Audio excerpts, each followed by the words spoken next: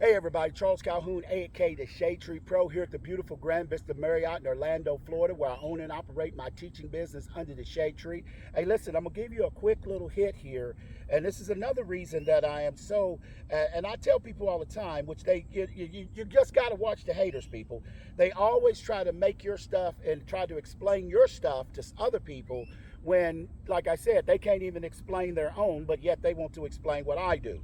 Well, it's pretty simple what I do, which is top down. Now, listen, this is what I'm gonna talk about today. Comes from a friend of mine, Johnny O. We always used to sit at the bar and we talk about Payne Stewart. And he's a friend of Payne Stewart, used to work at Alworth, all that stuff. Well, he had told me one time, he said Payne Stewart used to feel like when he was swinging, his arms felt like he was pulling his arms out of his shoulder socket.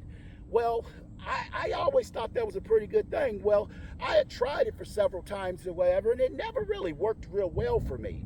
And one of the reasons it didn't work real well for me because I was focused on the wrong thing, pulling the shoulder out of the socket.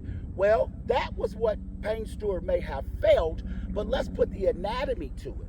Well, what happens is that when we're swinging, this whole entire shoulder girdle is protracting. In other words, it's coming, quote unquote, pay attention people, it's coming around the corner. Because why? Because the shoulder scapula is on the posterior side of the body, and when it protracts, it tries to come around, quote unquote, the corner to get more towards the anterior side of the body. So the feeling that I believe that Payne Stewart was doing is that when he was coming down, of course, remember, you're swinging both arms. When he was coming down, he was making this trail arm, and the scapula protract around as far as it possibly can. So there's two ways of understanding this. Is that when you make a backswing, of course, this lead shoulder or scapula is going to protract, come around the corner of the body cavity, and then all of a sudden it's going to go back around the corner. That's on the lead side. But we want to keep this trail side, we want to keep it where the scapula keeps protracting and like it's pulling off the body.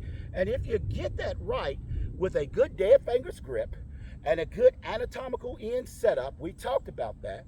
Join my membership and learn how I align the hands. That's a really good thing. And then make your swing to where now when you scap drop, then all of a sudden you just feel like you're just protracting the trail shoulder around the corner as deep as you can go. And even feeling like you're pulling it out the socket. In essence, like Payne Stewart was talking about. Get that sensation and go with it. And in that one, we just killed two birds with one stone.